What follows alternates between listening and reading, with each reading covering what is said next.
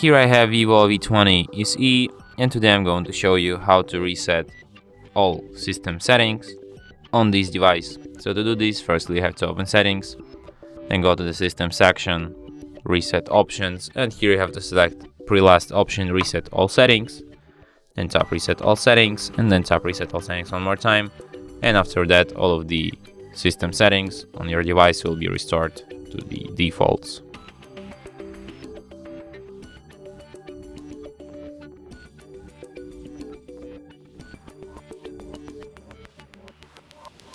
And that's it. Thanks for watching.